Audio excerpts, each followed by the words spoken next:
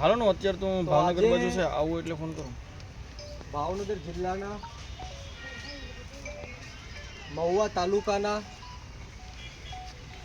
બગદાણા ગામના જે બગદાણા આશ્રમના સેવક છે અને કોળી સમાજના એક આગેવાન છે એવા નવનીતભાઈ બાલદિયાની આજે હોસ્પિટલ ખાતે હું મુલાકાત કરવા માટે આવ્યો હતો. સમગ્ર ગુજરાતની અંદર એક રોષનો માહોલ છે. ખાસ કરીને કોળી સમાજના એક યુવાન ઉપર જાહેરમાં વિડીયો મારફત જે લોહિયાણ અને ઢોર મારવામાં જે રીતના આવ્યો છે, ત્યારે સમગ્ર ગુજરાતના કોળી સમાજ અને 18 વર્ણના લોકો ઉપર એક આઘાત લાગ્યો છે કે ગુજરાતની અંદર દિવસે ને દિવસે કાયદો અને વ્યવસ્થાની સ્થિતિ કથળી રહી છે.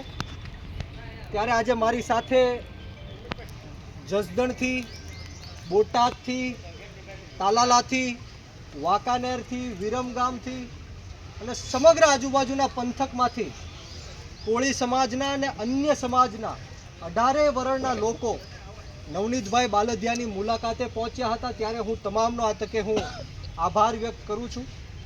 સાથોસાથ સોશિયલ મીડિયાના માધ્યમથી જે કોઈ પણ યુવાનોએ નવનીતભાઈના સમર્થનમાં જે વિડીયો બનાવ્યા છે એમનો પણ આ તકે હું ખૂબ ખૂબ આભાર વ્યક્ત કરું છું. કારણ કે આજના દિવસે ન્યાય મેળવવા માટે સૌથી મોટું હથિયાર જો કોઈ હોય તો એ સોશિયલ મીડિયા છે અને ન્યૂઝ મીડિયા છે.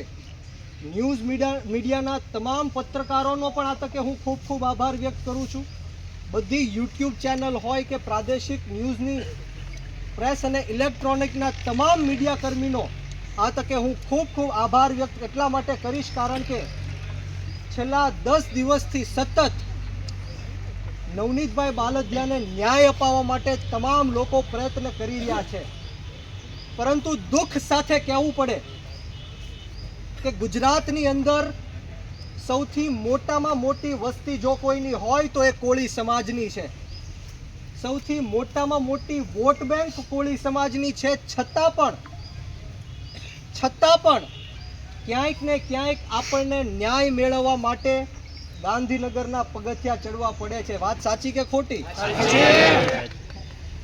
આ સરકાર કોળી સમાજના મત ઉપર બનેલી સરકાર છે. છતાં પણ આપણા સમાજના જે આગેવાનો, મંત્રીઓ, સંસદો, ધારાસભ્યો, નેતાઓ જેમણે એકતાનું પ્રદર્શન કર્યું છે, દર્શન કરાવ્યા છે, તમામ રાજકીય મંત્રીઓનું, સંસદોનું, ધારાસભ્યોનો આ તકે હું ખૂબ ખૂબ આભાર વ્યક્ત એટલા માટે કરીશ કારણ કે નવનીતભાઈના સમર્થનમાં કોઈ પણ પાર્ટી ભૂલીને પાર્ટી બહાર આવીને સમાજ માટે એ લોકોએ નવનીતભાઈની મુલાકાત લીધી છે, એમને ન્યાય અપાવવા માટે આગળ વધ્યા છે.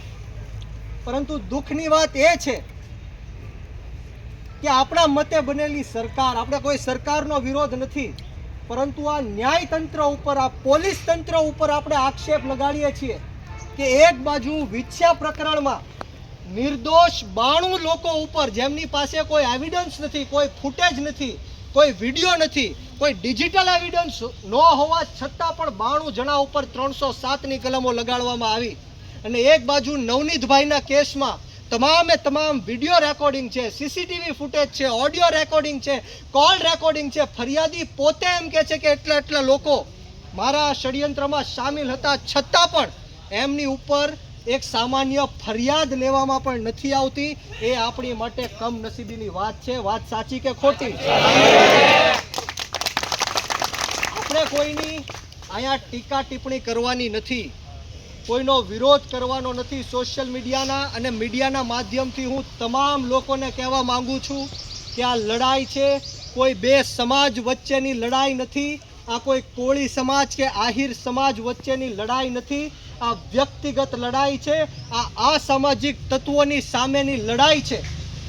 18 વર્ણના યુવાનોના મારી ઉપર ફોન આવ્યા છે અને નવનીતભાઈને સમર્થન આપ્યું છે. ત્યારે આપ સૌને હું વિનંતી કરવા માટે આવ્યો છું કે કોઈ બે સમાજ વચ્ચે બાધા બોલી કરવાની કોઈ જરૂર નથી. આપણે સંપૂર્ણ રીતના નવનીતભાઈની સાથે ઊભા રહીને એમને ન્યાય અપાવવાનો છે, કારણ કે સમગ્ર ગુજરાતની અંદર આ પહેલો બનાવ નથી. આવા હું 50 બનાવ ગણાવી શકું જ્યાં કોળી સમાજ ઉપર જ અન્યાય અને અત્યાચાર થાય છે. અમરેલી જિલ્લાના લાઠીની વાત કરું તો 30 જેટલા નિર્દોષ કોળી સમાજના લોકો ઉપર 307 લગાડી. મહુવા તાલુકાના ઊંચા નીચા કોટડાની વાત કરું તો 200 કરતા પણ વધારે વૃદ્ધ મહિલાઓને, વૃદ્ધ લોકોને ઢોર માર મારી લોહી લુહાણ કરીને જેલમાં પૂરવાનું કામ કર્યું, લોહી લુહાણ કરવાનું કામ કર્યું, 307 લગાડવાની કામ કર્યું. ત્યારે આ પહેલો બનાવ નથી, પરંતુ હું આપ સૌને વચન આપવા માટે આવ્યો છું, કે આ ખાતરી આપવા માટે આવ્યો છું કે આ નવનીતભાઈ બાલદિયાનો છેલ્લો બનાવ છે. આજ પછી ક્યારે કોળી સમાજ ઉપર અન્યાય કે અત્યાચાર થશે તો બધા જ લોકો પાર્ટી ભૂલીને એક મંચ ઉપર આવીને સમાજને ન્યાય અપાવવા માટે હાકલ કરજો. આજે હું તમને સૌને પૂછવા માટે માંગુ છું કે પીઆઈ ની માત્ર બદલી કરાવી દીધી, શું પીઆઈ ની બદલી કરાવવાથી કોળી સમાજને, નવનીતભાઈને ન્યાય મળશે, હા કે ના? શું એસઆઈટી ની રચના કરવાથી ન્યાય મળશે, હા કે ના? આવી હું તમને 50 એસઆઈટીઓ ગણાવી શકું. અમરેલી જિલ્લાના પાયલ ગોટી બેનના કેસમાં પણ એસઆઈટી ની રચના થઈ. કોને ફાંસીના માચડા ઉપર ચડાવ્યા? ટીઆરપી ગેમ ઝોનમાં અગ્નિકાંડ થયો, અનેક નિર્દોષ લોકોના જીવ ગુમાવ્યા. કોને એની ઉપર એસઆઈટી ની રચના થઈ? કોને ફાંસીના માચડા ઉપર ચડાવ્યા? ગંભીરા બ્રિજની પુલની દુર્ઘટના થઈ, એમાં પણ આ એસઆઈટી ની રચના થઈ. કોને ફાંસીની સજા આપી? તો આ ષડયંત્રથી આપણે બચવાનું છે. આ માત્ર ને માત્ર કોળી સમાજનો રોષ છે, એ ઠંડો પાડવાનું કામ છે. કોઈ પીઆઈ ની બદલી કરવાથી નવનીતભાઈને ન્યાય નથી મળી જવાનો, કોઈ એસઆઈટી ની રચનાથી ન્યાય નથી મળી જવાનો. પરંતુ હું કોળી સમાજના યુવાનોને ખાસ કહેવા માંગીશ કે જો કોળી સમાજને પોતાનો હક, અધિકાર અને ન્યાય ન મળે તો કોળી સમાજના યુવાનો જાગૃત થઈ જાઓ. આપણે સરકારની છાતી ઉપર પગ રાખીને હક અને અધિકાર અને ન્યાય છીનવવાની ટેવ રાખજો. ન્યાય છીનવવો પડશે. આવેદન પત્ર દેવાથી, જિંદાબાદ મુર્દાબાદના નારાઓ કરવાથી આપણને ન્યાય મળી જવાનો નથી. આપણે દરેક બનાવોમાં જોયું છે, દરેક ઘટનાઓમાં જોયું છે. આવનારા દિવસોમાં મીડિયાના માધ્યમથી હું સમગ્ર ગુજરાતને કહેવા માંગુ છું, અને ખાસ કરીને આ પોલીસ તંત્રને કહેવા માંગુ છું, હર્ષ સંઘવીને કહેવા માંગુ છું કે બહુ મોટી કાયદા વ્યવસ્થાની વાત કરો છો, કાયદામાં રહેશો તો ફાયદામાં રહેશો એવી વાત કરો છો, કાયદો કાયદાનું કામ કરશે એવી વાત કરો છો, કોઈ પણ ચમરબંધીને છોડવામાં નહીં આવે એવી વાત કરો છો. અહીંયા તો પ્રૂફ સાથે નવનીતભાઈ બાલદિયા ઉપર હુમલો થયો છે. ક્યાં છે તમારો કાયદો? ક્યાં છે તમારી વ્યવસ્થા? આ કાયદો કોના માટે છે એ આપણે સમજવું પડશે. આ કાયદો માત્ર ને માત્ર ગરીબ અને પછાત લોકો માટે કાયદો છે. આપણી જેવા નબળા, દબાયેલા, કચડાયેલા, વંચિત, શોષિતો માટે કાયદો છે. અમીર લોકો માટે, રાજકીય છેડા ધરાવતા લોકો માટે આ કાયદો ને વ્યવસ્થા નથી. વાત સાચી કે ખોટી? મેં તમને જેમ કીધું એમ કે નવનીતભાઈ ઉપર જે લોકોએ હુમલો કર્યો છે એમની ઉપર 307 ની કલમ લાગવી જોઈએ કે ન લાગવી જોઈએ? છતાં પણ એફઆઈઆર પણ બરાબર કરવામાં આવતી નથી. એ કોળી સમાજ માટે દુઃખની વાત છે. હું આ તકે તમામ રાજકીય નેતાઓને કહેવા માંગીશ, મંત્રીઓને કહેવા માંગીશ, સંસદોને કહેવા માંગીશ, ધારાસભ્યોને કહેવા માંગીશ, નેતાઓને કહેવા માંગીશ કે તમે જે એકતાના દર્શન કરાવ્યા છે એ અમારી માટે ગર્વની વાત છે. પરંતુ આજે હું તમને જાહેર મીડિયાના માધ્યમથી કહું છું કે સરકાર તમારું ન સાંભળતી હોય તો આપી દો રાજીનામા.